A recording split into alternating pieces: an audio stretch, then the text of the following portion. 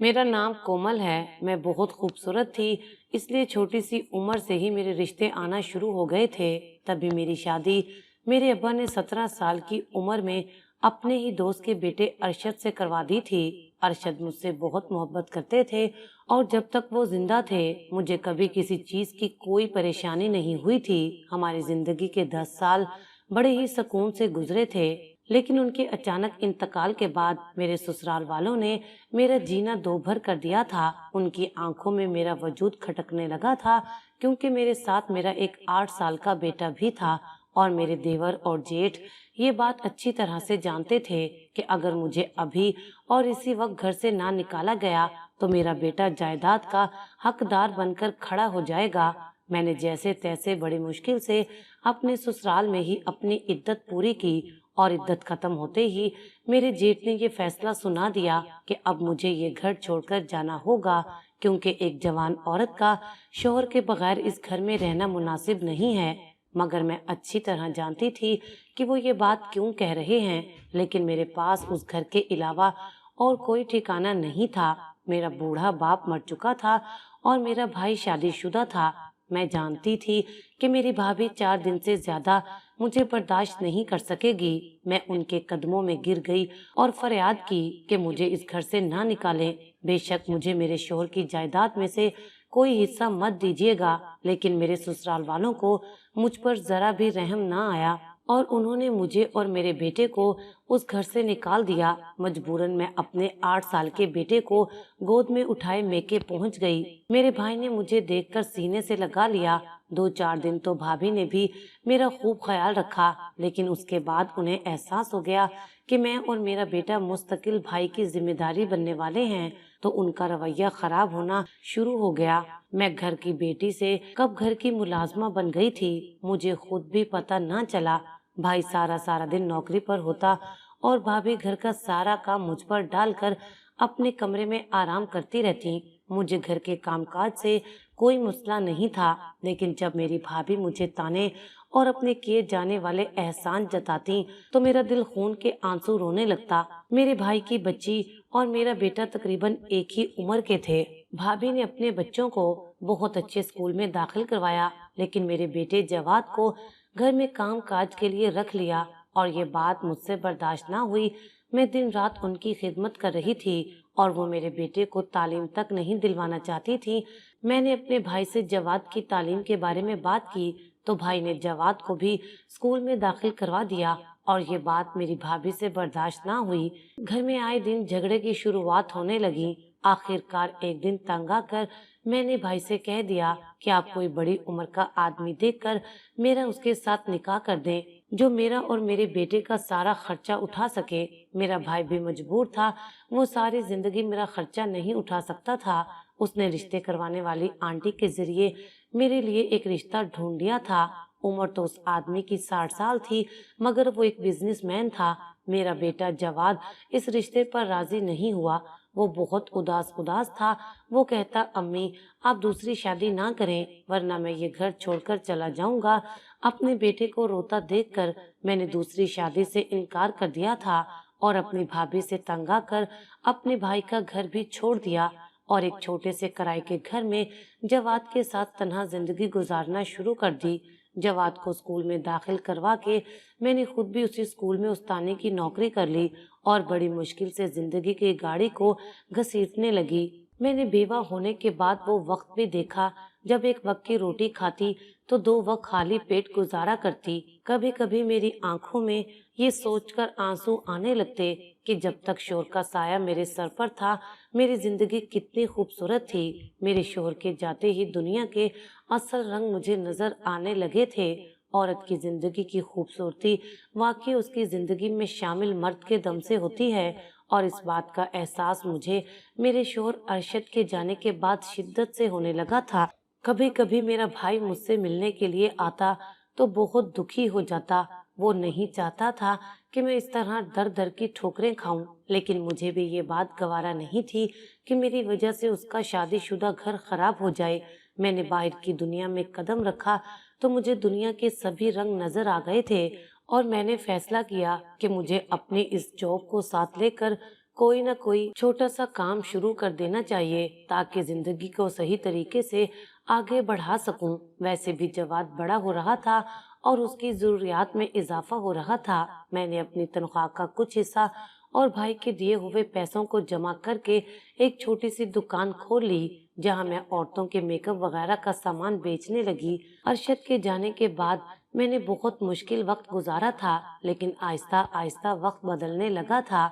मेरी मुस्तकिल मिजाजी, मेरी मेहनत और मेरी दुआएं रंग ले आई थीं और ये मेरी छोटी सी दुकान बड़ी हो गई थी। मैं खुद भी दुकान चलाती थी और जवाद की पढ़ाई पर भी पूरी तवज्जो देने की कोशिश करती थी। कई साल ऐसे ही गुजर गए। मेरा कारोबार चमक गया और मेरी दुकान एक बड़े स्टोर में बदल गई। वक्त के तकाजों के मुताबिक मैंने नई चीजों का इजाफा भी किया और काम करने के लिए मजीद बेवा और बेसहारा औरतों को भी अपने साथ रख लिया। मैं अपने काम से पूरी तरह मुतमईन थी। तभी एक दिन मेरी दुकान पर मेरा देवर शेराज आया।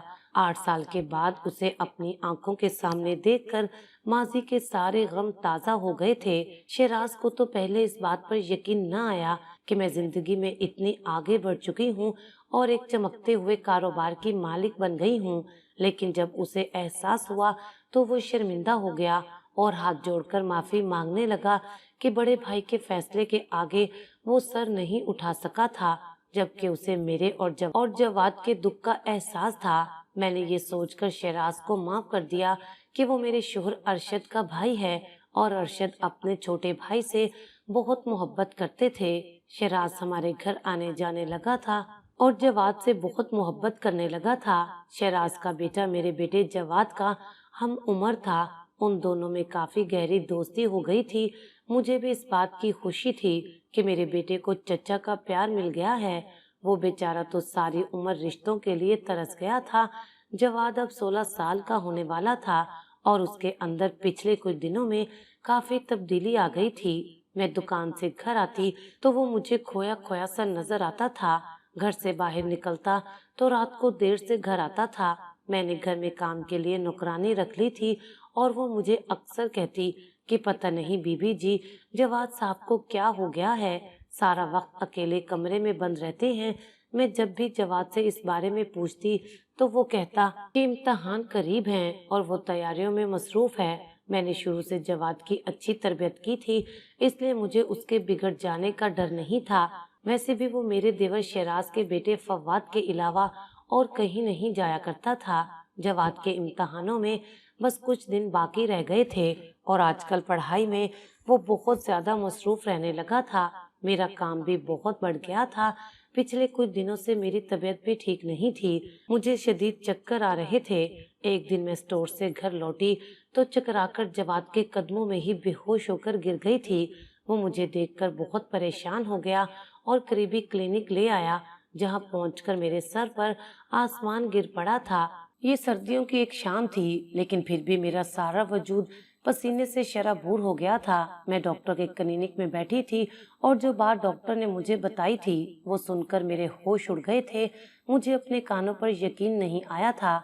ये कैसे मुमकिन था कि मैं हामला हो गई थी। मेरे कदमों तले से जमीन निकल गई थी। मैं एक बेवा औरत थी। मेरे शोहर के इंतकाल को कई साल गुजर गए थे और डॉक्टर ने मुझे बताया था कि मैं 2 महीने से उम्मीद से हूँ। इस बात ने मुझे लर्जा कर रख दिया था। मैंने डॉक्टर से पूछा कि आपको कोई गलत फहमी तो नहीं हुई, लेकिन डॉक्टर ने इनकार में सर हिला दिया। तब मैं अपनी रिपोर्ट उठाए खामोशी से क्लिनिक से बाहर निकल आई। बाहर मेरा बेटा खड़ा था। मुझे देखकर फिक्र से पूछने लगा, अम्मा सब खैर तो है ना? डॉक्टर ने क्या कहा? आप अचानक बेहोश कैसे हो गई थी? जवाद के सवालों पर मैं उसे नजरें चुराने पर मजबूर हो गई थी। मैं उसे क्या बताती कि मैं कैसे हामला हुई हूँ, और वो भी उम्र के इस हिस्से में। वो तो मुझे बदकिरदार ठहरा देता, जबकि मुझे तो खुद भी समझ नहीं आ रहा था कि ये कैसे हो गया है। मैं अपने शोहर से बेपनाह मोहब्बत करती थी और शोहर की वफात के बाद मेरी जिंदगी में ऐसा कोई नहीं था जिसके साथ मेरा कोई ताल्लुक था। लेकिन मेरी रिपोर्ट्स चीख चीख कर बता रही थी कि मेरे शोहर की जगह कोई और ले चुका है। मेरी आंखों के सामने मेरे मरहूम शोहर का वजूद चला आया था। मैं कभी उससे बेवफाई करने का सोच भी नहीं सकती थी, तो फिर किसी के साथ नाजायज ताल्लुकात कायम करना तो बहुत ही अलग बात थी। जवाद के बार बार पूछने पर मैंने उसको झूठ कह दिया कि कमजोरी की वजह से चक्कर आ रहे थे। डॉक्टर ने मुझे आराम का कहा है। मेरी बात सुनकर जवाद नाराज होकर कहने लगा कि जब से बाबा का इंतकाल हुआ है आप अपना ख्याल ही नहीं रखती। अब आप रात को जल्दी सो जाया करें। मुलाजमा के होते हुए भी आपको घर के सारे काम खुद करने होते हैं, फिर मुलाजिम रखने का क्या फायदा है। और मैं इतना छोटा भी नहीं हूँ कि आप मेरी फिक्र में परेशान रहें। मैं जानता हूँ कि बाबा के जाने के बाद आपको मेरी ज्यादा फिक्र है, लेकिन इसका ये मतलब नहीं है कि आप अपना ख्याल ना रखें। उसकी बात सुनकर मैं दुख से मुस्कुरा दी थी। पहले ही मैं अरशद के अचानक चले जाने पर पूरी तरह टूट चुकी थी और अब सालों बाद इस खबर ने मुझे हिलाकर रख दिया था।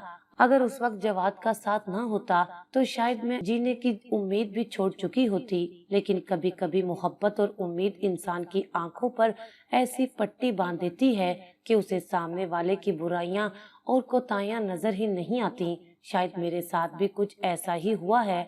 मैं जवाद से इतनी शदीद मोहब्बत करती थी कि मैं उसकी खामियों को जान ही नहीं पाई थी। मैं जवाद के साथ घर आ गई थी और मुस्तकिल यही सोच रही थी कि ये सब कैसे मुमकिन हुआ है और मैं दुनिया वालों को अपने बेटे को क्या जवाब दूंगी। इन सब सवालों ने मेरी तबीयत मजीद खराब कर दी थी। मैं सच का पता लगाना चाहती थी और यही सोच रही थी कि किस तरह सच का पता लगाऊं।